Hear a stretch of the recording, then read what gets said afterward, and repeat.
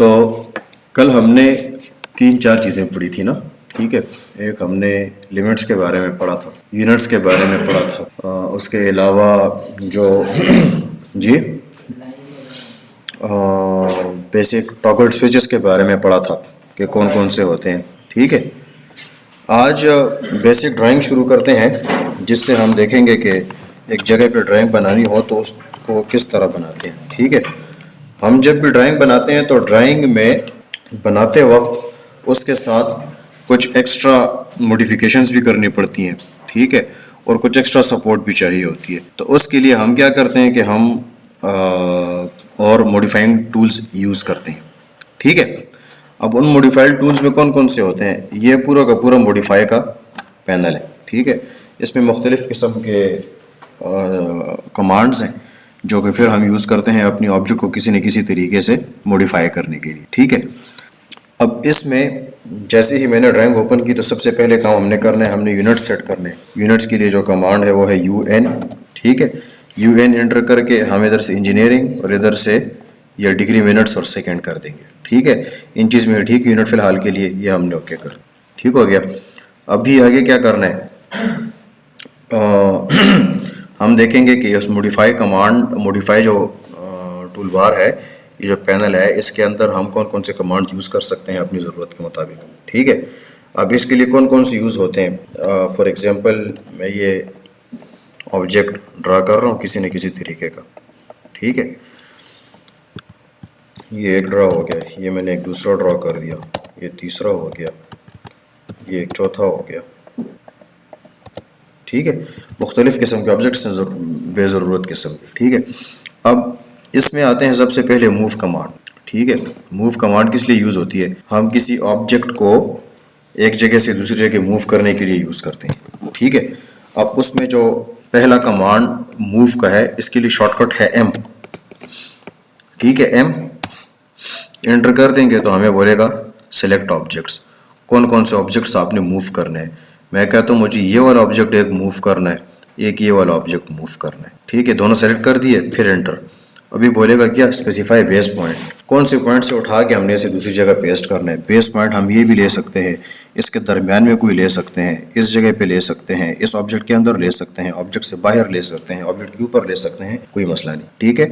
अपनी ज़रूरत के मुताबिक हम ऑब्जेक्ट किसी न किसी जगह से उठा के फिर उसको हमने किधर न किधर पेस्ट करना होता है। मिसाल के तौर पर मैं कहता हूँ कि ऑब्जेक्ट इधर से उठा के इस पॉइंट से और इसको मैं इधर मूव कर रहा हूँ, तो दोनों हमारे पास मूव हो गए, ठीक है। इसी तरह फिर से एक कमांड अप्लाई करते हैं। लेट सपोज ये एक ऑब्जेक्ट है, इसको मैंने मूव करना है। बेस पॉइंट इससे पहले मैंने इसके ऑब्जेक्ट के ऊपर दिया था, अभी बेस पॉइंट में ये दे रहा हूँ इस जगह पे, समझ आइए। तो जितना हम ज़रूरत के मुताबिक मूव करते हैं कर सकते हैं, जिस तरीके से मूव करनी हो, ठीक है। इसी तरह एक दूसरी कमांड आती है, उसको हम फिर कॉपी कमांड कहते हैं, ठीक है। इसी तरीके की दूसरी कमांड है कॉपी कमांड का क्या काम होता है, हम ऑब्जेक्ट को कॉपीज़ निकालने के लिए करते हैं, जिस तरह के सिंपल कंप्यूटर में होता है CO, उसके लिए शॉर्टकट है, ठीक है।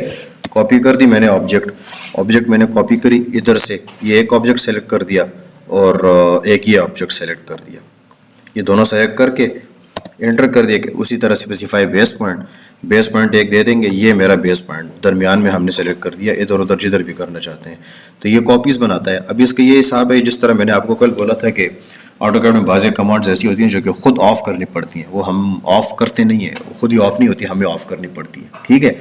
तो उस सिलसिले में ये कॉपी कमांड भी ऐसी ही कमांड है, ठीक है।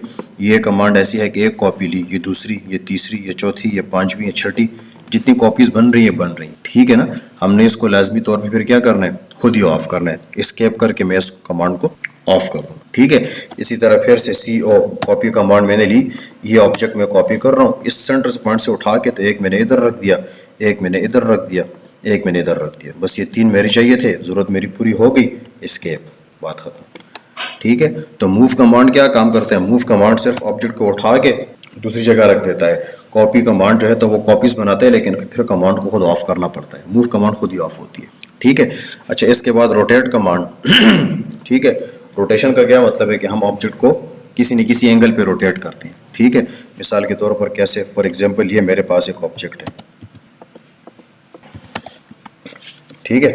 इस ऑब्जेक्ट को मैंने मूव करना है, ठीक है, रोटेट करना है। तो रोटेट करने के लिए हम क्या ये कमांड यूज़ करते हैं, रोटेट, या फिर RO इसके लिए शॉर्टकट है, ठीक है। तो RO मैंने क्लिक कर दिया, मुझे वही बोलेगा स्पेसिफाई बेस पॉइंट। इस पॉइंट से मैं उठा के इसको रोटेट करता हूँ फॉर एग्जांपल, तो मैं जिस एंगल पे करना चाहूँ उसे कर सकता हूँ, ठीक है ना। फिलहाल के लिए ये बेस पॉइंट है, तो ये पॉइंट जगह पे पड़ा हुआ है, बाकी सारा का सारा ऑब्जेक्ट मूव कर रहा है, ठीक है। ये मैंने उठा के इस एंगल पे मैंने सेट कर दिया। मैंने वैसे ही किया, एंगल हम अपनी मर्जी का भी दे सकते हैं। मिसाल के तौर पर मैं कहता हूँ कि मुझे ये जो लाइन है ये मुझे 45 डिग्री एंगल पे चाहिए, RO शॉर्टकट, ये क्लिक किया, ठीक है।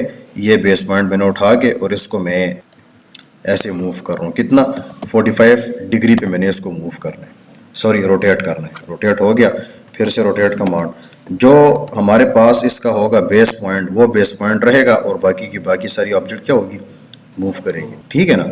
तो ये रोटेट कमांड हो गई। इसके बाद आती है ट्रिम कमांड, ठीक है। ट्रिम में फिर असल में दो कमांड्स होती हैं, एक को हम ट्रिम कहते हैं, एक एक्सटेंड कहते हैं, ठीक है। किस तरह, लेट्स सपोज ये मैंने एक सिंपल रेक्टेंगल ड्रॉ कर दिया, ठीक है। ये उसके अंदर ऐसी 3-4 लाइंस लगा, मुझे ये एक्स्ट्रा लाइन भी फिलहाल के लिए नहीं चाहिए, या मिसाल के तौर पर मैं आप दूसरे सबर दिखाता हूँ आपको। लेट्स सपोज ये एक सर्कल लिया मैंने, ठीक है। इतना सर्कल बना के इसकी मैं कॉपीज ले रहा हूँ। इसकी कॉपीज किधर से ली है, इसको कॉपी करके इस बेस पॉइंट से उठा के एक इधर रखा, एक इधर रखा, एक इधर रख दिया, ठीक है। एक ऑब्जेक्ट बन गया। मुझे मिसाल के तौर पर इसके अंदर की लाइंस नहीं चाहिए, ये वाली, ठीक है। उसके लिए हम क्या काम करते हैं, हम ट्रिम कमांड यूज करते हैं, ठीक है। ट्रिम कमांड किस तरह काम करती है, ट्रिम कमांड के लिए हमारे पास शॉर्टकट है TR, और डुअल एंटर पे ये काम करता है, सिंगल एंटर पे काम नहीं करता। सिंगल एंटर पे किस तरह काम करता है, जब पूरा ऑब्जेक्ट बनाएंगे फिर देखेंगे, ठीक है। ये मैंने ट्रिम कमांड अप्लाई किया, ठीक है। ये मुझे लाइन नहीं चाहिए थी, ये मैंने इतनी इतनी काट दी। मिसाल के तौर पर ये भी मुझे नहीं चाहिए, ये भी मैंने काट दी, ये भी मैंने काट दी। इसी तरह मुझे ये भी नहीं चाहिए थी, ये भी नहीं चाहिए, ये भी नहीं चाहिए, ये तीनों भी मुझे नहीं चाहिए, ठीक हो गया। तो इसी तरह से हम ट्रिम कमांड का इस्तेमाल करके तो ऑब्जेक्ट्स के एक्स्ट्रा पार्ट्स जो कि हमें नहीं चाहिए होते वो हम ट्रिम कर सकते हैं। इसी तरह फिर एक्सटेंड कमांड आती है। एक्सटेंड कमांड इसके उलट काम करती है, जितनी एक्स्ट्रा लाइन मुझे चाहिए होती है वो जो ये हमें बना के देता है। मिसाल के तौर पर मैं कहता हूँ कि ये जो लाइन है ये वाली, ये मुझे इस सिर तक एक्सटेंड करनी है, ठीक है। तो उसके लिए हम क्या करते हैं, एक्सटेंड कमांड। एक्सटेंड कमांड भी ट्रिम की तरह डबल एंटर पे काम करती है, EX इसकी शॉर्टकट है, और डुअल एंटर करके। डुअल एंटर जब हम करते हैं तो ये लाइन को मैंने ऊपर की तरफ एक्सटेंड करना है, तो मैं इस कॉर्नर पे क्लिक करूंगा, ये ऊपर की तरफ एक्सटेंड हो जाएगी। नीचे की तरफ मैं क्लिक करूंगा तो नीचे की तरफ एक्सटेंड हो जाएगी। ये सर्कल की लाइन है, ठीक है। इसको मैं क्लिक करूंगा तो ये अब इस तरफ इसको कुछ नजर नहीं आ रहा, ठीक है ना, तो ये एक्सटेंड नहीं होगी। इसको मैं एक्सटेंड करना चाहता हूँ तो एक दफ़ा इधर तक, एक दफ़ा उधर तक, दोबारा क्लिक करूंगा तो आगे कोई बॉर्डर होगा तो उधर तक एक्सटेंड हो जाएगी। फिलहाल के लिए है नहीं तो एक्सटेंड नहीं हो रही, समझ आइए बात की। इस तरह से हम एक्सटेंड कमांड यूज़ करते हैं। फिर उसके बाद कॉपी कमांड तो मैंने बता दी है। फिर उसके बाद आती है इरेज कमांड, ठीक है। इरेज कमांड का क्या काम है, सिंपली एक ऑब्जेक्ट को इरेज करना या डिलीट करना, ठीक है। तो जिस तरह हम सिंपल कंप्यूटर में डिलीट करते हैं इस तरह भी डिलीट इसमें भी कर सकते हैं कि मैंने ऑब्जेक्ट उठाया, ठीक है, और जो कीबोर्ड में डिलीट का बटन होता है उसको डिलीट दबाया तो ये डिलीट हो गया। इस तरह भी कर सकते हैं। इस तरह नहीं करना चाहते तो इरेज के लिए शॉर्टकट है। इरेज मुझे कहते हैं सेलेक्ट ऑब्जेक्ट्स, मुझे एक ये ऑब्जेक्ट हटा दो, ये कोई ऑब्जेक्ट मुझे नहीं चाहिए, और एक ये वाला मुझे नहीं चाहिए, ये तीनों नहीं चाहिए, एंटर किया, ये तीनों गायब, ठीक हो गया। इरेज कमांड इस तरह काम करती है। फिर उसके बाद मिरर कमांड आता है। मिरर कमांड क्या काम करता है कि एक ऑब्जेक्ट का हमने एग्जैक्ट कॉपी लेनी होती है लेकिन फेस चेंज करके कॉपी लेनी होती है, ठीक है। मिसाल के तौर पर ये सारी की सारी ऑब्जेक्ट्स हैं, इसका मुझे मिरर लेना है, MI इसके लिए शॉर्टकट है। मिरर कमांड उठाया, ये सारा का सारा ऑब्जेक्ट इसको मैंने किधर एक बेस पॉइंट से उठा के, मिसाल के तौर पर मैं कहता हूँ कि इसका मुझे इस तरफ पे एक प्रॉपर फेस चाहिए, ठीक है। मैं F8 क्लिक करूंगा तो बिल्कुल स्ट्रेट कॉपी इसकी बनेगी। अब चूंकि मैं वर्टिकल लाइन ड्रा कर रहा हूँ तो इसकी लेफ्ट साइड पे कॉपी बन रही है। अगर मैं मिसाल के तौर पर हॉरिजॉन्टल लाइन ड्रा कर रहा हूँ तो इसकी फिर ऊपर की साइड पे कॉपी बन रही है, एग्जैक्ट सेम कॉपी है लेकिन फेस चेंज करके, ठीक है। मुझे जितनी ज़रूरत होगी उतनी हम कॉपी इसकी एक बना सकते हैं, फिर उसके आगे और बनानी पड़ती हैं। ये मैंने मिरर कमांड ले ली, ठीक है। अब बन तो गई लेकिन नीचे कहता है कि इरेज सोर्स ऑब्जेक्ट, यस या नो। जो सोर्स ऑब्जेक्ट है जिससे मैं कॉपी बना रहा हूँ, जिससे मैं मिरर बना रहा हूँ, वो रहे कि वो मैं डिलीट कर दूँ। मैं कहता हूँ नहीं मुझे नहीं चाहिए तो मैं यस कर देता हूँ कि बस वो वाले डिलीट कर दो, और जो नहीं मैंने बनाई है वो रही। मिसाल के तौर पर मैं कहता हूँ कि नहीं मुझे पुरानी भी चाहिए, नहीं भी चाहिए, इसका मैं फिर एक मिरर ले लेता हूँ, ठीक है। फॉर एग्जांपल इधर मैंने मिरर ले लिया मिरर। अब मैं कहता हूँ कि नहीं मुझे जो सोर्स ऑब्जेक्ट है जिससे मैं कॉपी बना रहा हूँ वो मुझे डिलीट करनी नहीं चाहिए, वो भी मुझे चाहिए, तो मैं नो तो चाहिए वही पड़ी हुई है, और जिस जो नई कॉपी बनी है वो भी मुझे पड़ी हुई है। समझ आ गई? इस तरह से मिरर कमांड काम करती है। फिर फिलेट कमांड आता है, ठीक है। फिलेट में ये दो कमांड्स, फिलेट और कैम्फर या चैम्फर हम यूज़ करते हैं, ठीक है। फिलेट और चैम्फर किस लिए यूज़ होते हैं? एक ऑब्जेक्ट के कॉर्नर्स को राउंड करने के लिए, या फिर एक ऑब्जेक्ट के कॉर्नर्स को एंगल में काटने के लिए हम फिलेट कमांड यूज़ करते हैं, या फिर चैम्फर कमांड यूज़ करते हैं। फिलेट कमांड क्या काम करता है? वो ऑब्जेक्ट का एक वो बना देता है, क्या कहते हैं उसे, कर्व शेप में उसका कॉर्नर बना के देता है, ठीक है। कैसे? मिसाल के तौर पर मैं फिलेट कमांड एंटर करता हूँ, F उसके लिए शॉर्टकट है, F मैंने एंटर किया तो मुझे कहेगा सेलेक्ट फर्स्ट ऑब्जेक्ट, ठीक है। मुझे मिसाल के तौर पर इन दो लाइंस का मिरर कर्व बनाना है, तो या तो मैं ऑब्जेक्ट दे सकता हूँ, ऑब्जेक्ट से पहले मुझे देना पड़ेगा क्या? रेडियस, ठीक है। तो रेडियस कैसे मिलेगा? मैं कहता हूँ जी R एंटर, मैं रेडियस एंटर करता हूँ, कितना रेडियस मुझे चाहिए। फॉर एग्जांपल मैं कहता हूँ कि मुझे 2 इंचेस का मुझे फिलेट चाहिए इस केस में, ठीक है। 2 इंचेस का मतलब कि जब मैं इधर फिलेट बनाऊंगा इस ऑब्जेक्ट और इस ऑब्जेक्ट का, तो 2 इंचेस का मेरे पास क्या बनेगा? रेडियस का एक आर्च बनेगी मेरे पास, ठीक है। मिसाल के तौर पर मैं कहता हूँ कि नहीं मुझे ज़्यादा चाहिए, F एंटर किया, फिर रेडियस एंटर किया, 2 इंचेस का नहीं मुझे 6 इंचेस का चाहिए, तो ये ऑब्जेक्ट क्लिक किया, एक ये लाइन और इस लाइन के दरमियान में मुझे फिलेट बनानी है, तो इस तरह बन जाएगी। समझ आ गई? फिर इसके बाद दूसरी कमांड इसके अंदर आती है, उसको हम कहते हैं क्या? चैम्फर कमांड, ठीक है। चैम्फर कमांड क्या काम करती है? वो ऑब्जेक्ट को कट कर देती है, ठीक है ना, स्ट्रेट एज में कन्वर्ट कर देती है। हम कहते हैं CHA, चैम्फर के लिए CHA जो है तो वो शॉर्टकट है, ठीक हो गया। CHA शॉर्टकट हम चैम्फर के लिए यूज़ करते हैं, तो वो भी मुझे ही कहेगा कि स्पेसिफाई फर्स्ट लाइन, या फर्स्ट लाइन ये सेकंड लाइन। तो चैम्फर बन तो गया, लेकिन अभी मैंने उसके लिए डिस्टेंस नहीं दिया कि कितना डिस्टेंस चाहिए, ठीक है ना। तो उसके लिए हम क्या करेंगे? पहले हम चैम्फर कमांड एंटर करेंगे, CHA एंटर किया, तो इसमें सबसे पहले मुझे डिस्टेंस देना पड़ेगा कि डिस्टेंस मैंने कौन सा कितना लेना है। मैं दे दूंगा D, डिस्टेंस के लिए शॉर्टकट इस टाइम पे D है, D एंटर कर दिया, ठीक है। तो मुझे क्या कहेगा? स्पेसिफाई फर्स्ट चैम्फर डिस्टेंस, पहली जो लाइन तुम बोलोगे उसमें से कितना हिस्सा काटना है, ठीक है ना। मैं फर्स्ट पहली लाइन का मैं बोलता हूँ कि पहली लाइन से मुझे 3 इंच काट के दो, ठीक है। फिर बोलेगा स्पेसिफाई सेकंड चैम्फर डिस्टेंस, दूसरी लाइन से फिर कितना हिस्सा काटना है। मैं कहता हूँ दूसरी लाइन से मुझे 5 इंच काट के दो, या मिसाल के तौर पर 8 इंच काट के दो, ज़रा फर्क नज़र आएगा, ठीक है ना। तो पहली लाइन से 3 इंच, दूसरी लाइन से 8 इंच काटना है। अब ये बोलेगा फिर से स्पेसिफाई फर्स्ट लाइन। अब तुम्हारे ख्याल में पहली लाइन कौन सी है? ये पहली है, ये दूसरी, ये पहली, ये दूसरी, जो हमारी ज़रूरत हो, ठीक है। मैं कहता हूँ मेरी पहली लाइन ये और दूसरी लाइन मेरी है, तो क्या होगा उसमें से कि उसने क्या किया? उसने इस लाइन और इस लाइन में से जितना हिस्सा मैंने बोला था उतना काट दिया। पहली लाइन का मैंने 3 इंच बताया था, तो उसने उसमें से 3 इंच हिस्सा काटा है, और इस लाइन से मैंने 8 इंच बताया, तो उसमें से उसने 8 इंच का हिस्सा काट दिया। समझ आइए बात की? इसे कहते हैं क्या? चैम्फर कमांड, ठीक है। अच्छा, उसके बाद एक आती है एक्सप्लोड कमांड। एक्सप्लोड कमांड क्या काम करती है? जब एक ऑब्जेक्ट हमारे पास जॉइंट ऑब्जेक्ट हो, उसको हर एक ऑब्जेक्ट को अलग अलग करने के लिए यूज़ होती है। मिसाल के तौर पर मैं एक रेक्टेंगल ड्रॉ करता हूँ, ये एक रेक्टेंगल हो गया, ठीक है, और एक ये पॉली लाइन में मिसाल के तौर पर ड्रॉ कर रहा हूँ, ठीक है। अब ये सिंगल ऑब्जेक्ट्स दोनों ट्रीट हो रहे हैं, ठीक है ना, दोनों सिंगल ऑब्जेक्ट्स ट्रीट हो रहे हैं, ये दोनों अलग अलग ऑब्जेक्ट्स ट्रीट नहीं हो रहे। मुझे मिसाल के तौर पर सिर्फ इस एक लाइन में कुछ ना कुछ एडिटिंग करनी है, तो मैं उसमें नहीं कर सकता क्योंकि वो जॉइंट है बाकी लाइंस के साथ। तो उसके लिए मैं फिर एक्सप्लोड कमांड यूज़ करता हूँ इन लाइंस को अलग अलग करने के लिए, ठीक है। उसके लिए शॉर्टकट यूज़ करते हैं, उसको हम एक्सप्लोड कहते हैं। एक्स उसके लिए शॉर्टकट है, एक्स मैंने एंटर किया, ठीक है। कौन सी ऑब्जेक्ट एक्सप्लोड करनी है? मुझे ये ऑब्जेक्ट जो है तो एक्सप्लोड करनी है। एक्सप्लोड का मतलब कि हर एक लाइन मेरे पास अलग अलग हो जाएगी। इसको मैं एंटर करता हूँ तो ये ऑब्जेक्ट अब एक्सप्लोड हो गया है। कैसे एक्सप्लोड हो गया? मैं इसको क्लिक करूँगा, ये अलग ऑब्जेक्ट, ये अलग ऑब्जेक्ट, ये अलग और ये अलग ऑब्जेक्ट, ठीक हो गया। फिर से मिसाल के तौर पर ये मैं जिधर भी सेलेक्ट करता हूँ पूरा का पूरा ऑब्जेक्ट सेलेक्ट हो रहा है। ऐसा ही है, मैं एक्स एक्सप्लोड करता हूँ इस ऑब्जेक्ट को, मैंने एंटर किया, क्लिक किया, क्या हुआ? हर एक ऑब्जेक्ट मेरे पास अलग अलग हो गया, ठीक हो गया। इसके उलट में जो कमांड यूज़ होती है उसको हम जॉइन कमांड कहते हैं। जॉइन कमांड क्या करती है? टूटे हुए ऑब्जेक्ट्स को इकट्ठा कर देती है। मिसाल के तौर पर जे उसके लिए शॉर्टकट है, जे मैंने एंटर किया, ठीक है। ये सारी की सारी लाइंस मुझे ज्वाइन कर दो वापस। मैं ज्वाइन एंटर करता हूँ, ये लाइंस क्या हो गई? फिर से ज्वाइन हो गई, ठीक है ना। फिर ज्वाइन कमांड एंटर करता हूँ, मुझे ये और ये और ये तीन लाइंस मुझे ज्वाइन करके दो, बाकी छोड़ दो। ये तीनों मैंने ज्वाइन करा दी, तो ये तीनों लाइंस ज्वाइन हो गई, ये दोनों अभी भी अलग अलग पड़ी हुई। ठीक हो गया। तो एक्सप्लोड और ज्वाइन इस तरह से यूज़ करते हैं फिर। ठीक है। अच्छा, स्केल कमांड का क्या काम है? स्केल कमांड एक ऑब्जेक्ट का साइज बड़ा या छोटा करने के लिए यूज़ की जाती है। ठीक है। स्केल कमांड किस तरह यूज़ करते हैं? मिसाल के तौर पर ये एक ऑब्जेक्ट है, ठीक है। मिसाल के तौर पर इसका डिस्टेंस मैं चेक करता हूँ, डिस्टेंस इसका कितना है। डिस्टेंस या डायमेंशन चेक करने के लिए हम कमांड यूज़ करते हैं DI। ठीक है। मुझे सिर्फ इतना पता चलता है कि जी ये लाइन कितनी है साइज़ में, बाकी मुझे कुछ ज़रूरत नहीं होती। ठीक है ना। ये हम डिस्टेंस कमांड इसलिए यूज़ करते हैं। मिसाल के तौर पर मैं एक लाइन या पूरी लाइन इधर ड्रॉ करता हूँ, ठीक है। ये मैंने एक ऑब्जेक्ट ड्रा कर दी, ये सारी मैं इरेज कर देता हूँ अपने लिए। ठीक है। ये मैंने एक लाइन ड्रा की है, ठीक है।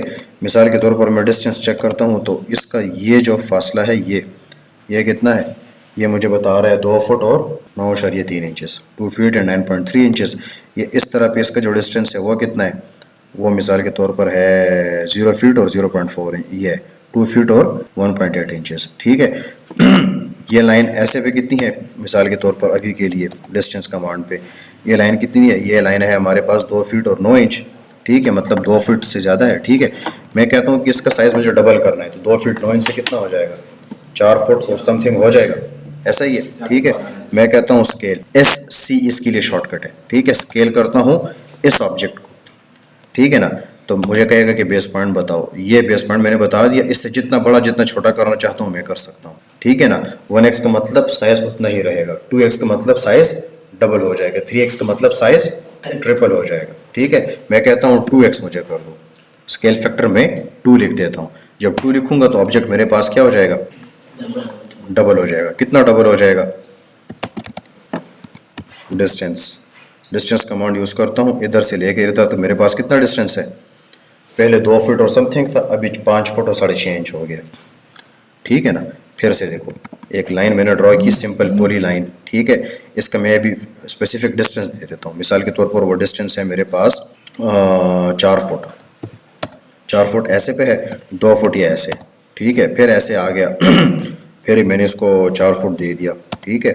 और वापस आके इस जगह पे क्लिक करके और एस्केप दबा दिया, एक सिंपल रेक्टेंगल मैंने बना दिया। इसको डिलीट कर देंगे, फिर से स्केल कमांड यूज़ करेंगे।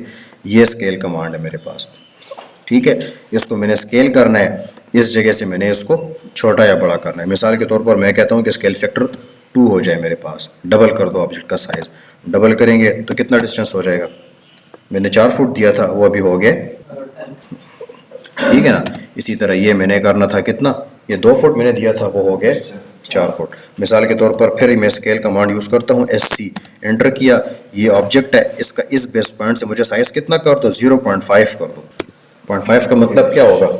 आधा हो जाएगा। जब हाफ हो जाएगा तो 8 फुट का हाफ कितना हुआ? 4। तो इसका साइज भी तुम्हारे पास 4 ही रह गया फिर। ठीक हो गया। इसको हम कहते हैं स्केल कमांड। इसके बाद आती है अरे कमांड। अरे कमांड एक ही ऑब्जेक्ट की एक से ज़्यादा कॉपीज़ लेने के लिए यूज़ की जाती है। ठीक है ना। हमारी ज़रूरत सिर्फ एक अरे कमांड की होती है, सिर्फ ये रेक्टेंगुलर अरे की। ये पाथ अरे और पोलर अरे यूज़ होती है, लेकिन इतनी खास नहीं। वो भी करके दिखाता हूँ। मुझे इस ऑब्जेक्ट की कॉपी लेनी है। ठीक है। इस ऑब्जेक्ट की कॉपी लेनी है। कितनी कॉपीज़ मुझे चाहिए? ये कहेगा स्पेसिफाई अदर नंबर। ठीक है ना। मिसाल के तौर पर मैं कहता हूँ कि जिस तरह मुझे कॉपीज़ लेके दो, तो ये कितनी कॉपीज़ बना रहा है? ये भी मिसाल के तौर पर ये मेरी सोर्स ऑब्जेक्ट है, या वो मेरी सोर्स ऑब्जेक्ट है। ये 1 2 3 4 5 आगे जा रहा हूँ, ये 6, नहीं तो फिर ये कम कर गया। ठीक है ना। फिलहाल के लिए मैं 1 2 3 4 5 कॉपीज़ बना रहा हूँ। ठीक है ना। मुझे नीचे बोले specify other corner to space items. Spacing कितनी रखनी है मुझे इन 5 आइटम्स की? ठीक है ना। 5 कॉपीज़ फिलहाल के लिए बन रही हैं एक से। मैं कहता हूँ यार इतनी स्पेसिंग रखो, इतनी स्पेसिंग रखो। ये स्पेसिंग में स्पेसिफिक डिस्टेंस भी दे सकता हूँ। मैं कहता हूँ जी एक के दरमियान 5 फुट का फासला रखो। ठीक है ना। तो 5 फुट का फासला एक दूसरे के अंदर मर्ज हो गया है। ये सिंपल एक ऑब्जेक्ट में बनाता हूँ। सबर 1 मिनट। एक सर्कल लिया, उसका मैंने रेडियस सेट कर दिया, मिसाल के तौर पर 5 इंचेस। तो ये छोटा सा एक सर्कल बन गया। ठीक है। इसकी मैं अरे लेता हूँ कमांड, ये अरे। ठीक है। इस बेस पॉइंट से इस सर्कल से मुझे एक का कितना फासला चाहिए? 24 इंचेस का, या फिर 24 फुट का फासला मुझे चाहिए। ठीक है। नीचे बोलेगा कि जी प्रेस एंटर टू एक्सेप्ट, और मैं कहता हूँ कि जी मुझे रोज़ सेलेक्ट करनी है, कितनी रोज़ मुझे चाहिए। ठीक है। रोज़ में दे दूंगा R। कितनी? ऐसे पे कितनी रोज़ चाहिए? मैं कहता हूँ मुझे 5 रोज़ चाहिए। ये 5 रोज़ मेरे पास बन गई 5-5 फुट के फासले पे, ठीक है। फिर मैं कहता हूँ कि जी मुझे इसके दरमियान का डिस्टेंस मुझे बताओ। 1 फुट 3 इंच बाई डिफ़ॉल्ट उसने सेलेक्ट किया हुआ है। मैं कहता हूँ 1 फुट 3 इंच नहीं, ये 24 इंच ही रखो, तो एक दूसरे से 24 दूर हो गए, ठीक है। फिर कहते हैं specify incriminating elevation between the रोज़, एक रोज़ दूसरे रोज़ के दरमियान में कितना फासला चाहिए। मैं कहता हूँ 4 फीट का फासला चाहिए, ठीक है। वापस आ गया, फिर इधर आके मैं कहता हूँ कि मुझे कॉलम्स अभी इसमें बनाने हैं। मतलब यह है कि रोज़ तो बन गई हैं, ऐसे पे मुझे ज़्यादा कॉपीज़ चाहिए, तो मैं सी लिख देता हूँ सी। कितने कॉलम्स बनाने हैं, मिसाल के तौर पर मुझे 5 कॉलम्स बनाने हैं, ठीक है। 5 कॉलम बन गए, हर एक कॉलम के दरमियान का फासला मुझे चाहिए फॉर एग्जांपल 36 इंचेस। ये 36 इंच की इतनी बहुत सारी कॉपीज़ मेरे पास एक ही दफ़ा में बन जाती है, ठीक हो गया। ये मुझे चाहिए थी, इतना काम मेरा ख़त्म हो गया, ये मेरी अरे बन गई। ये सारी की सारी कॉपीज़ मेरी तैयार हो गई हैं एक अरे कमांड से, ठीक है। फिर मिसाल के तौर पर मैं कहता हूँ कि नहीं मुझे ज़्यादा इसके अलावा आता है फिर ये पाथ अरे या फिर पोलर अरे। आमतौर पे पाथ अरे यूज़ होता है। मिसाल के तौर पर मैंने एक सर्कल लिया, सर्कल की रेडियस मैंने सेट कर दिया 5 फुट, 5 फुट का रेडियस हो गया, ठीक है। एक छोटा सा रेक्टेंगल या फिर सर्कल में दूसरा बनाता हूँ, मिसाल के तौर पर इस क्वाड्रेंट पे, ठीक है। या मिसाल के तौर पर मैंने बना दिया 12 इंचेस का एक सर्कल, ठीक है। 12 इंचेस रेडियस का एक सर्कल बन गया। ये सर्कल मैंने बना दिया, इधर आके मैं लिख दूंगा पाथ अरे। पाथ अरे का मतलब है कि मुझे एक रास्ते के ऊपर जो जितनी अरेज बनती हैं वो बना के दो, ठीक है। ये एक ऑब्जेक्ट हो गया जिसकी मैंने अरेज बनानी है। फिर मुझे क्या बोलेगा, सिलेक्ट पाथ कर्व, मुझे इस पाथ पे अरेज बना के दो, ठीक है ना। तो ये इतनी बहुत सारी अरेज फिलहाल के लिए बन रही हैं। मुझे बोलता है स्पेसिफाई नंबर ऑफ आइटम्स, कितने चाहिए। मैं कहता हूँ मुझे 4 आइटम्स चाहिए, ज़्यादा से ज़्यादा 4 अरेज बन गई हैं फिलहाल के लिए, ठीक है। अब कहते हैं specify distance between the items, ठीक है ना। या डिस्टेंस बताओ, या जो है तो मैंने इवनली इनको डिवाइड किया हुआ है ऑलरेडी। इवनली मतलब कि हर चारों अरेज के दरमियान का फासला फिलहाल के लिए सेम है। मैं कहता हूँ नहीं मुझे एक खास फासला चाहिए तो भी दे सकता हूँ, नहीं तो बस ये भी ठीक है कि मैंने एंटर किया, ये 4 अरेज इसी पाथ पे बन गई, ठीक है। मिसाल के तौर पर भी एक कंट्रोल Z करके फिर बनाता हूँ। इधर आके मैंने पाथ अरे को सेलेक्ट कर दिया, ये ऑब्जेक्ट को मिनी अरेज बनानी है, इस पाथ कर्व पे मैंने बनानी है, ठीक है। कितनी अरेज, 4 नहीं, मुझे 8 अरेज बना के दो। 8 अरेज बन गई, इवनली डिवाइड हो चुकी है फिलहाल के लिए। मैं कहता हूँ ओके, ठीक हो गया। ये अरे कमांड इसके लिए हम यूज़ करते हैं, सही है। उसके बाद अरे कमांड के बाद आती है ऑफसेट कमांड। ऑफसेट कमांड एक ही ऑब्जेक्ट की एक कॉपी लेने के लिए यूज़ करते हैं एक स्पेसिफिक डिस्टेंस पे, ठीक है ना। मिसाल के तौर पर ये एक लाइन मैंने सेलेक्ट की ऐसे, ठीक है। मैं कहता हूँ मुझे इस लाइन का इस तरफ एक ऑफसेट चाहिए, ठीक है। मैं ऑफसेट के लिए शॉर्टकट यूज़ करता हूँ ओ एंटर। ऑफसेट मैंने एंटर किया, ऑफसेट एंटर करेंगे तो मुझे बोलेगा कि स्पेसिफाई ऑफसेट डिस्टेंस, कितने डिस्टेंस पे तुम्हें कॉपी चाहिए। मैं कहता हूँ मुझे 5 इंचेस पे ऑफसेट बना के दो। 5 एंटर किया, अभी बोलेगा कौन सा ऑब्जेक्ट, इस ऑब्जेक्ट की इस साइड पे या फिर उस साइड पे मुझे कॉपी बना दो। इस ऑब्जेक्ट की इस साइड पे या फिर इस साइड पे मुझे कॉपी बना के दो, ठीक है। ये जो सर्कल मैंने सेलेक्ट किया था इसकी या अंदर साइड पे या फिर बाहरी साइड पे मुझे ऑफसेट बना दो। ये सर्कल जो है इसकी बाहर साइड पे ऑफसेट मुझे बना के दो। यह भी चूंकि एक अरे है, अरे के अंदर ट्रीट हो रहा है तो इसलिए ये हम यूज़ नहीं कर सकते, ठीक है। ये मिसाल के तौर पर मैंने उस टाइम पे ऑब्जेक्ट एक बनाया था, इसकी मुझे बाहरी साइड पीछे और एक ऑफसेट बना के दो, ठीक है ना। ऑफसेट कमांड हम इसलिए यूज़ करते हैं। हमारे सिविल में ऑफसेट का इस्तेमाल ज़्यादा होता है, इलेक्ट्रिकल में मैकेनिकल में बहुत कम होता है, लेकिन होता ज़रूर है, ठीक हो गया। ये हमारे पास सारा का सारा वो मॉडिफाइड टूल बार्स जो कि हम बेसिक यूज़ करते हैं अपनी ज़रूरत के मुताबिक। उसके अलावा ये जो बाकी आते हैं इसमें जो हमारे पास ज़रूरत की आइटम्स होते हैं उसको हम एक तो ज्वाइन कमांड मैंने आपको बता दिया, फिर एक ब्रेक होता है और फिर एक ब्रैकेट पॉइंट होता है।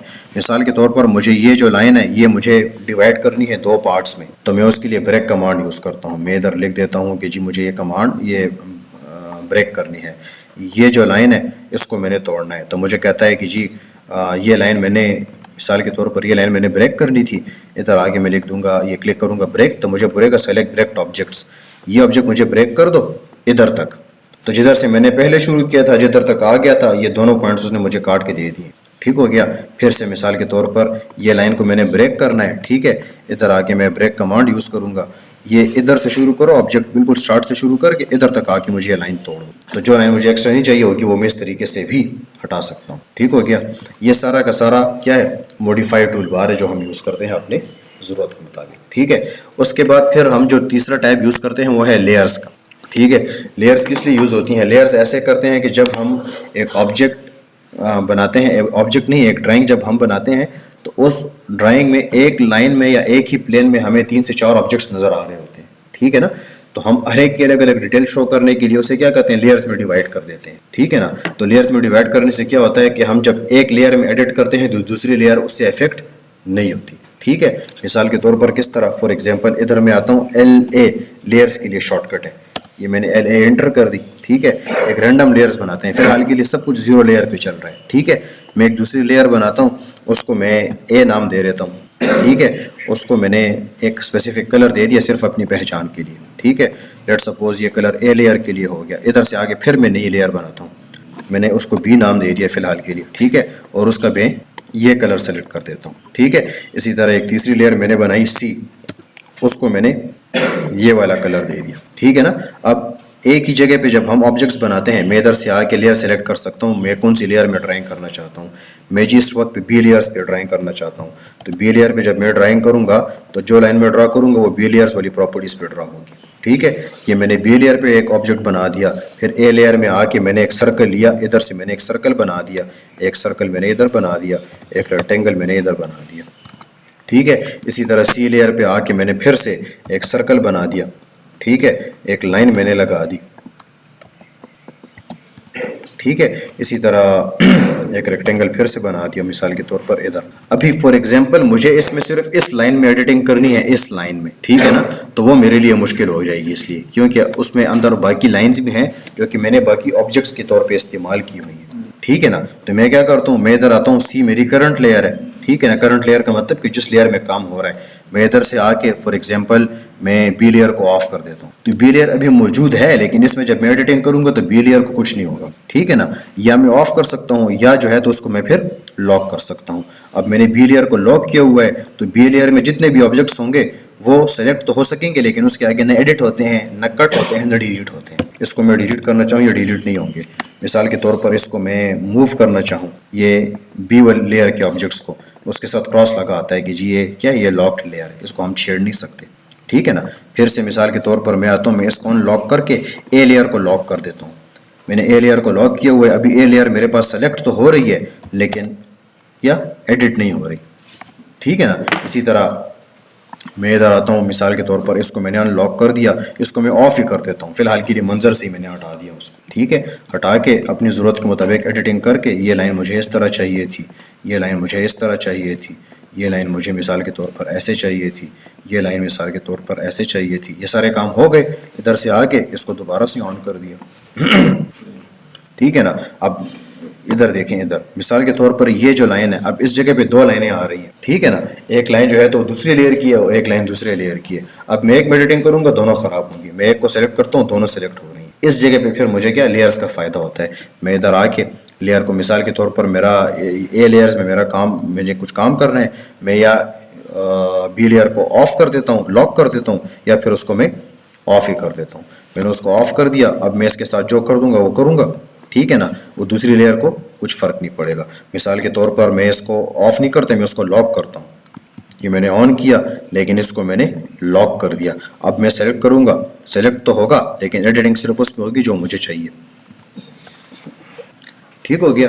या जब हम इलेक्ट्रिकल में ख़ास तौर पे जब वायरिंग करते हैं, तो जब मुख्तलिफ़ किस्म की वायर्स शो करनी होती हैं, उस वक्त में फिर हमें ये लेयर्स यूज़ करनी पड़ती हैं, ठीक है। सिविल में भी जब हम यूज़ करते हैं, तो जब मुख्तलिफ़ किस्म के नक्शा ज़्यादा बनाते हैं, एक ही लाइन में हमारे पास रूम भी नज़र आ रहा होता है, उसमें और किस्म के ऑब्जेक्ट्स भी नज़र आ रहे होते हैं, तो फिर एक लेयर को ऑफ करके दूसरी में एडिटिंग करते हैं, तो फिर क्या होता है, वो लेयर्स एक दूसरे के साथ डिस्टर्ब नहीं होती, एडिटिंग करने में आसानी होती है। समझ आ गई, ठीक है। इसी तरह इसके बाद जो हम लेयर्स है, इस लेयर्स में एक दूसरा सेटिंग भी हम कर सकते हैं। इधर आके हम लेयर का कलर भी ऑन ऑफ का सेट कर सकते हैं, ठीक है। उसको हम फ्रीज या ऑन ऑफ भी कर सकते हैं। इधर आके हम लाइन टाइप भी उसकी स्पेसिफाई कर सकते हैं। लाइन टाइप का मतलब कि किस तरह की लाइन ये इस लेयर में बनेगी। फिलहाल के लिए मुझे एक नज़र आ रही है, इधर आके लोड, ठीक है। और ये दुनिया जहान की लाइनें इसमें मुख्तलिफ टाइप्स की हैं, ठीक है ना। हम सेंटर लाइन जो शो करते हैं, तो सेंटर लाइन के लिए भी इधर ये सेंटर लाइन के फॉर्मेट्स हैं, ठीक है। डैश लाइन शो करनी हो, डॉट शो करने हो, मुख्तलिफ किस्म की लाइन शो करनी होती हैं, तो हम उसके लिए यूज़ करते हैं, ठीक है। मिसाल के तौर पर मैं अभी फ़िलहाल के लिए ये लाइन यूज़ करता हूँ, ठीक है। ये लाइन मैंने यूज़ कर दी, तो अब मैं जब लाइन बनाऊँगा, जब मैं लाइन बनाऊँगा C लेयर में, तो C लेयर में जो लाइंस बनेगी उनका सारा का सारा जो फॉर्मेट होगा वो इस किस्म का होगा, ठीक है। इसी तरह लाइन वेट, लाइन की जो थिकनेस है वो भी मैं स्पेसिफाई कर सकता हूँ इसमें, ठीक है। उसके अलावा फिर क्या, ट्रांसपेरेंसी, ठीक है ना, कितनी ट्रांसपेरेंट ये लाइन होगी नज़र आएगी मुझे। मैं मिसाल के तौर पर इसकी ट्रांसपेरेंसी 90 सेट करता हूँ, फॉर एग्जांपल 50 सेट करता हूँ, ठीक है। मैंने ओके कर दिया तो जो लाइन मेरे पास सी कलर की होगी वो मुझे कुछ इस तरह से फिर नज़र आएगी, वो क्योंकि उसकी ट्रांसपेरेंसी मैंने कम कर दी है। फिर आके लेयर्स कमांड यूज़ करते हैं। इसको मैं ज़रा इस तरफ पे कर देता हूँ, आपको नज़र आएगा। देखें इधर आके मैंने लेयर की ट्रांसपेरेंसी फ़िलहाल के लिए 50 सेट की हुई है, ठीक है, सी लेयर की। ये मैं 50 से कर देता हूँ 20 करूँगा, वो लाइन ज़रा मुझे तेज़ नज़र आने लगेगी। इधर आके इसको मैं मिसाल के तौर पर 90 करूँगा, और भी गायब हो जाएगी। फिर है तो सही इधर ही किधर है, लेकिन नज़र नहीं आ रही, ठीक है ना। इस तरह से हम लेयर्स की ट्रांसपेरेंसी सेट कर सकते हैं लेयर्स में, ठीक है। उसके अलावा जो और काम होते हैं उसमें एक काम होता है किस चीज़ का, इसके प्रिंट का, कि मुझे ये लाइन ये लेयर मुझे ये लाइन मुझे प्रिंट में नज़र आएगी कि नहीं आएगी। मैं इधर इसको मैं एक दफ़ा क्लिक करता हूँ, इसके साथ रेड कलर का निशान बन गया। मतलब यह है कि अब जब मैं प्रिंट नहीं करूँगा तो इस लाइन के साथ प्रिंट नहीं आएगा, समझ आइए ना। इस लाइन का प्रिंट मुझे प्रिंट में शो नहीं होगा। मिसाल के तौर पर ये भी मैं कहता हूँ कि ये मुझे प्रिंट में मत दिखाना, अगर दिखाने की ज़रूरत हो तो क्लिक कर दो, ठीक हो गया। अच्छा इधर आके मैंने इसको ऑफ कर दिया, ठीक है। ये सारा का सारा क्या है, लेयर्स कमांड के अंदर की सारी कहानी, ठीक हो गया। अब इसके बाद हम क्या करते हैं कि हम ऑब्जेक्ट को मुख्तलिफ किस्म की डिटेल्स देने के लिए एनोटेशन यूज़ करते हैं, ठीक है। एनोटेशन कमांड में क्या आता है, सबसे पहले हमारे पास टेक्स्ट आता है। टेक्स्ट का मतलब यह है कि मुझे एक ख़ास डिटेल बतानी है इस ऑब्जेक्ट के बारे में, ठीक है ना। तो वो मैं क्या करता हूँ, वो मैं फिर टेक्स्ट कमांड के ज़रिए फिर मैं बताता हूँ। मिसाल के तौर पर ये सब कुछ मैं डिलीट करके एक सिंपल रेक्टेंगल बना रहा हूँ, ठीक है। अब चूंकि मैंने सी के लिए लाइन टाइप इस तरीके से की थी तो वो इस तरह की बन रही है, ठीक है। ये मैं फिर से आके ए में बना देता हूँ। अच्छा मिसाल के तौर पर मुझे ये लाइन सी में नहीं ए में चाहिए थी, ठीक है। इसको सिंपली सेलेक्ट करके इधर से आके मैं इसको बोल दूँगा कि ये लाइन मुझे ए में चाहिए, तो वो ए लेयर में कन्वर्ट खुद ब खुद हो जाएगी, ठीक हो गया। ये मैंने एक रेक्टेंगल लिया, बल्कि इसको मैं फिक्स ले लेता हूँ। मिसाल के तौर पर एक पॉली लाइन में ले रहा हूँ, कितना, ऐसे पे फॉर एग्जांपल 12 फीट, ठीक है, और ऐसे पे ये 20 फीट, ऐसे पे फिर 12 फीट, ठीक है। नीचे एक चीज़ आ रही है, उस पर लिखा हुआ है क्लोज। क्लोज का मतलब कि अभी ये एक ऑब्जेक्ट बना के इसको क्लोज कर देगा, ठीक है। मैं जैसे ही सी एंटर करता हूँ तो वो खुद ब खुद ऑब्जेक्ट क्लोज हो जाएगी, ठीक है। इसको मैं चूँकि सिंगल ऑब्जेक्ट है, ठीक है ना, तो इसके इसको मैं एक्सप्लोर करने के लिए भी यूज़ कर सकता हूँ, लेकिन छोड़ें। अच्छा टेक्स्ट कमांड है, मैं इसके अंदर एक टेक्स्ट लिखता हूँ, ठीक है ना। टेक्स्ट को क्लिक किया, नीचे बोलेगा स्पेसिफाई फर्स्ट कॉर्नर, ये मुझे इतना टेक्स्ट बॉक्स बना के दो। टेक्स्ट बॉक्स अपनी मर्जी से हम फिलहाल के लिए बना देते हैं, फिर उसको बाद में एडिट करना हो तो एडिट करते हैं, ठीक है। जैसे ही हम टेक्स्ट एडिट करने के लिए खोलते हैं तो उसमें फिर ये सब कुछ खुल जाता है, ठीक है ना। ये एनोटेशन के लिए टेक्स्ट एडिटर का ब्लॉक है सिर्फ, इसमें सारा का सारा टेक्स्ट हम किसी ने जिस तरीके से एडिट कर सकते हैं करते हैं, ठीक है। हमारे काम की चीज़ इसमें सिर्फ इतनी है कि इसमें हम आके इसका साइज़ सेलेक्ट करते हैं। फिलहाल के लिए 0.2 इंचज़ है, इसको मैं मौजूदा वक्त के लिए 6 इंचज़ लिख देता हूँ, ठीक है ना। तो साइज़ मेरा हो गया 6 इंचज़। मैं इधर लिख देता हूँ कि जी ये जो आइटम है ये मेरे पास लेट सपोज रूम है, या लेट सपोज ये क्लासरूम है, मुझे उधर नज़र आ रहा है। लेकिन जैसे ही मैं इसको ओके करूँगा, बाहर क्लिक करूँगा, इधर मुझे ऑब्जेक्ट नज़र आ जाएगा। अब फिलहाल के लिए क्या, इसका फ़ॉन्ट बहुत ज़्यादा छोटा है, ठीक है ना। मैं इसको डबल क्लिक करूँगा, ठीक है। इसको फिर सेलेक्ट करके इसका साइज़ मैं कर दूँगा 6 इंचज़। 6 इंचज़ मैंने कर दिया, बाहर क्लिक करूँगा, अब इसका साइज़ इतना हो गया कि मुझे दूर से नज़र आ रहा है, ठीक हो गया। तो एक तो मुझे इसके क्या, इसकी जो डिटेल है वो मुझे शो करनी होती है, तो मैं टेक्स्ट के ज़रिए शो करता हूँ, ठीक है ना। ये टेक्स्ट के बॉक्स का साइज़ है। फिलहाल की मैंने इतना बड़ा बॉक्स लिया था, मैंने इसको इतना छोटा कर दिया। ये टेक्स्ट बॉक्स की लेंथ और टेक्स्ट बॉक्स की फिट को हम एडजस्ट कर सकते हैं अपनी ज़रूरत के मुताबिक, ठीक है। उसके बाद आता है फिर डायमेंशंस। डायमेंशंस किसे कहते हैं कि जब हम एक ऑब्जेक्ट की लेंथ या विड्थ या हाइट या फिर रेडियस या फिर डायमीटर या फिर एंगल शो करना हो, उसके लिए हम क्या करते हैं, डायमेंशंस कमांड यूज़ करते हैं, ठीक है ना। इससे पहले मैंने यूज़ किया था डिस्टेंस कमांड। डिस्टेंस कमांड सिर्फ इसलिए यूज़ होता है कि मुझे सिर्फ पता चल जाए कि एक पॉइंट का दूसरे पॉइंट तक डिस्टेंस कितना है, ठीक है ना। वो मुझे डायमेंशन शो नहीं करता बाकायदा। जब मैंने कल को प्रिंट करना होता है तो उसमें फिर डायमेंशन मुझे शो नहीं होती, ठीक है ना। तो अब मैं क्या करता हूँ, मैं इधर से आके इसकी डायमेंशन सेट कर सकता हूँ। लेकिन ये इसको जब इधर मैं साइड पे क्लिक करता हूँ तो लीनियर डायमेंशन मुझे दिखाएगा। अलाइंड एक लाइन मिसाल के तौर पर किसी एंगल में है, उसके लिए एंगुलर डायमेंशन, आर्क की लेंथ, रेडियस, डायमीटर, ऑर्डिनेट्स या फिर जॉग्ड डायमेंशंस भी मुझे दिखाता है। लेकिन इस सबसे पहले मुझे क्या करना होता है, डायमेंशन की सेटिंग करनी होती है, डायमेंशन की यूनिट्स की, डायमेंशन के लाइंस की, उन चीज़ों, ठीक है ना। उसके लिए हम कैसे करते हैं, उसके लिए हम ऐसा करते हैं कि डी डायमेंशन मैनेजर इससे हो जाता है, डी एंटर करते हैं, ठीक है ना।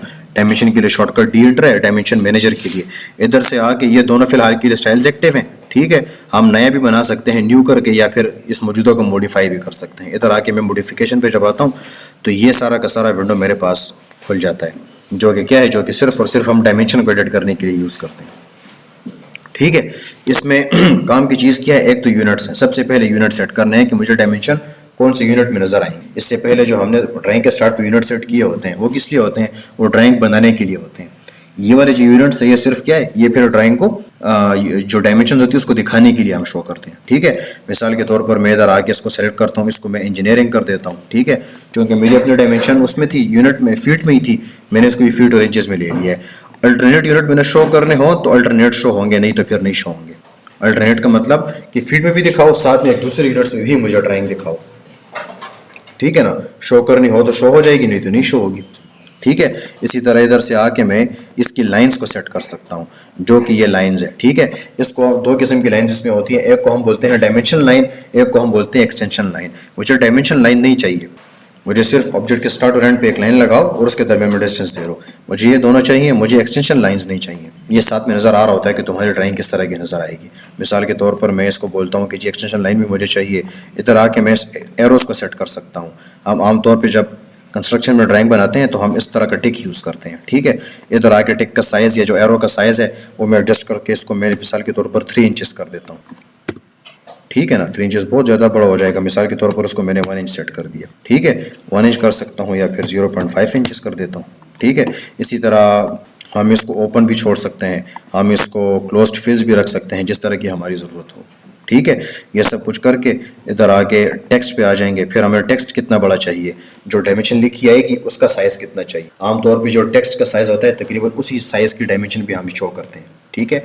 टेक्स्ट का साइज़ मैंने 6 इंचेस रखा था, इसका भी मैं 6 इंचेस रख के इसको मैं ओके कर दूंगा, ठीक है। और इसको मैं सेट करंट करके और क्लोज कर दूंगा, ठीक है। अब मुझे डायमेंशन शो करनी है मिसाल के तौर पर, तो लीनियर पे क्लिक करूंगा, इस पॉइंट से लेके मुझे इस पॉइंट तक की डायमेंशन दिखाओ और ये ऊपर करके मुझे दिखा दो, ठीक है। फिर लीनियर क्लिक करूंगा, इस पॉइंट से लेके इस पॉइंट तक की डायमेंशन मुझे दिखाओ, लेकिन इस जगह पे आके मुझे दिखा दो, ठीक हो गया।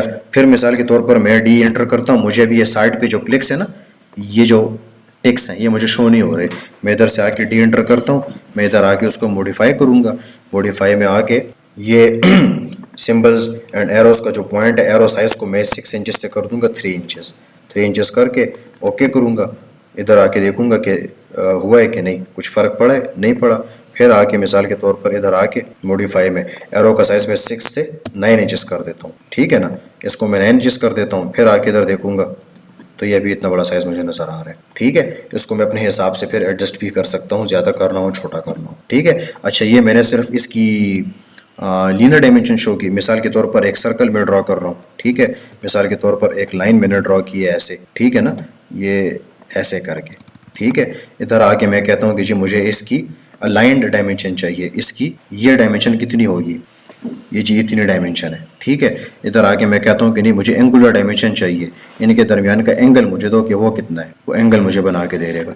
मैं कहता हूँ कि जी मुझे इस सर्कल का रेडियस चाहिए कि कितना है, तो वो मुझे बता देगा कि इस सर्कल का रेडियस इतना है। मैं कहता हूँ कि नहीं मुझे इस सर्कल का डायमीटर चाहिए, तो इस सर्कल का डायमीटर कितना है वो मुझे बता देगा। बाहर भी रख सकते हैं डायमीटर, अंदर भी रख सकते हैं, ठीक है ना।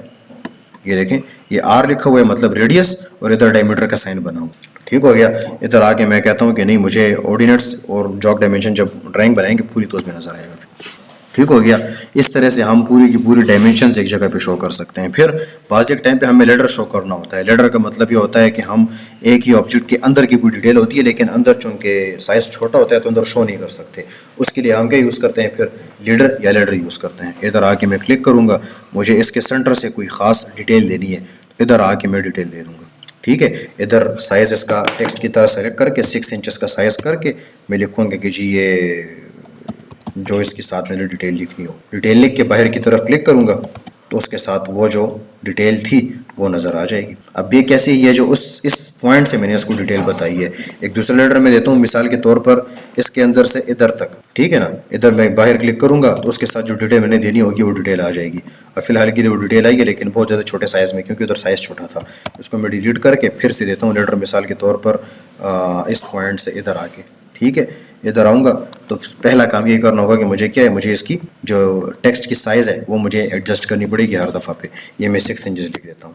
6 इंचज़ मैंने इंटर कर दिया, इधर आके मैंने ये चीज़ें लिख दी और वो इधर शो हो जाएगा फिर से। ये है लेकिन साइज़ छोटा आ रहा है, 1 मिनट। ठीक है, इधर आके मैं लिख दूंगा 6 इंचज़। ये इसके साथ मैंने ये डिटेल लिखनी थी, लिख दी, वो इधर नज़र आ रहा। ठीक हो गया। तो जब ऑब्जेक्ट के अंदर मिसाल के तौर पर जगह छोटी हो तो हम क्या करते हैं, हम फिर बाहर की तरफ के ऑब्जेक्ट को रख के और उसके जो है तो हम साइज़ फिर वो डिटेल उसकी बाहर फिर शो करते हैं। ठीक हो गया। अच्छा, फिर इसके बाद आती है एक आखिरी जो ज़रूरत की चीज़ है, उसे हम ब्लॉक कहते हैं। ठीक है, ब्लॉक्स में क्या होता है, मुझे मिसाल के तौर पर एक ख़ास किस्म का ऑब्जेक्ट है फिर दोबारा चाहिए जो कि मैं अपनी ड्राइंग्स में फ्रिक्वेंटली यूज़ करता हूँ। तो मैं क्या कहता हूँ, मैं उस ऑब्जेक्ट को ऑटोकैड की मेमोरी में सेव कर देता हूँ। ठीक है ना। मिसाल के तौर पर एक रैंडम ऑब्जेक्ट मैं बनाता हूँ, फॉर एग्जांपल ये ऑब्जेक्ट है। ठीक है, मिसाल के तौर पर ये एक ऐसा ऑब्जेक्ट है कि जो कि हमें दोबारा हर वक्त चाहिए होता है अपनी ड्राइंग। ठीक है ना, जैसे कि डोर की सिंबल हो गई, जैसे कि करंट की सिंबल हो गई, जैसे कि फैन की सिंबल हो गई। ठीक है, ये चीज़ें हमें दोबारा चाहिए होती हैं ड्राइंग्स में। तो हम क्या करते हैं, हम उस ड्राइंग को जो है ना वो हम सेव कर देते हैं। ठीक है ना, सिर्फ उस ऑब्जेक्ट को हम ऑटोकैड की मेमोरी में सेव कर देते हैं। मिसाल के तौर पर मैं जब हम वो शो करते हैं एक जगह पे, हम जब डोर शो करते हैं ना ड्राइंग में, तो डोर शो करने की तरतीब कुछ इस तरह से है। ये हम डोर बनाने के लिए यूज़ करते हैं। ठीक है, ये तो मैं डायरेक्टली है बगैर किसी साइज़ वाइज के, लेकिन डोर हम इस तरह शो करते हैं अपनी ड्राइंग्स में। ठीक है, मैं क्या करता हूँ, मैं इसको उठा के, ठीक है, इसका एक ब्लॉक बना देता हूँ। ब्लॉक बनाने का मतलब क्या है, इसको मैं ऑटोकैड की मेमोरी में सेव कर दूँगा। किस तरह, मिसाल के तौर पर मैं आता हूँ, बी इंटर करता हूँ। बी इंटर करूँगा तो मेरे पास ब्लॉक डेफिनेशन के नाम से एक विंडो खुल जाएगी। ठीक है, इसमें मैं ब्लॉक का नाम दे दूंगा। ठीक है, ये मेरे पास जी क्या है, ये मेरे पास डोर है और लेट्स सपोज 3 फीट साइज़ वाले। फिलहाल तो मैंने साइज़ नहीं दिया, मैं सिर्फ लिख रहा हूँ। ठीक है ना, ये मैंने कर दिया। मुझे बोलता है कि कौन से ऑब्जेक्ट्स तुम्हें चाहिए। ठीक है ना, कौन से पॉइंट से फिर उसको कल को पेस्ट करना है। मैं कहता हूँ यार इस पॉइंट से हम इसको कल से पेस्ट करेंगे। ठीक हो गया। फिर कहते हैं सेलेक्ट ऑब्जेक्ट्स, ब्लॉक किन ऑब्जेक्ट्स का बनाना है, ये दोनों ऑब्जेक्ट्स का मुझे ब्लॉक बना दो। दोनों सेलेक्ट करके एंटर कर दिया। ठीक है, इधर ब्लॉक की शेप है। ठीक हो गया। ये सब कुछ करके हमारा काम इधर तक ही होता है, इसको मैं ओके कर देता हूँ। ओके करता हूँ, ये ब्लॉक बन गया। ठीक है ना, कल को ये ब्लॉक मुझे दोबारा किसी और जगह पे चाहिए, इस ड्राइंग में या अगली ड्राइंग में मुझे चाहिए, इधर आके मैं इंसर्ट पे क्लिक करता हूँ। ठीक है, तो ये मुझे क्या कहता है कि जी एक ब्लॉक हमारे पास ये पड़ा हुआ है, उसके अलावा एक ब्लॉक मेरे पास ये पड़ा हुआ है, ये मैंने कहीं पर बनाया होगा इससे पहले, उसके बाद एक ब्लॉक मेरे पास ये पड़ा हुआ है, कौन सा तुमने इंसर्ट करना है। मैं कहता हूँ कि जी मुझे ये वाला ब्लॉक इंसर्ट करना है। ठीक है, वो कहता हूँ कि जी मुझे ये वाला ब्लॉक इंसर्ट करना है, डोर नंबर 3। इसको मैं ओके करता हूँ तो मैंने उसका बेस पॉइंट ये वाला दिया था, ये वाला बेस पॉइंट दिया था, इसी बेस पॉइंट से उठा के ये पेस्ट करेगा कल को जिधर पेस्ट करना हो। ठीक है ना, मिसाल के तौर पर मैं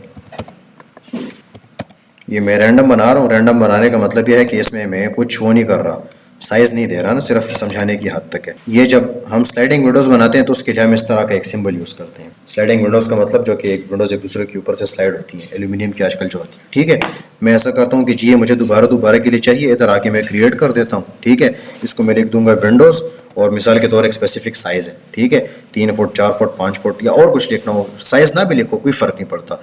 इसको मैं सेलेक्ट ऑब्जेक्ट करता हूँ, ये ऑब्जेक्ट्स मुझे उठा के दो, ये सारे के सारे ब्लॉक में कन्वर्ट कर दो। ठीक है, और पिक पॉइंट कल को मैं कौन से बेस पॉइंट से इसको पेस्ट करूँगा, मैंने यार इसको इस बेस पॉइंट से पेस्ट करना है। ठीक है, कर दिया, इसको मैं ओके कर दूँगा। ये मेरे पास एक दूसरा ब्लॉक बन गया।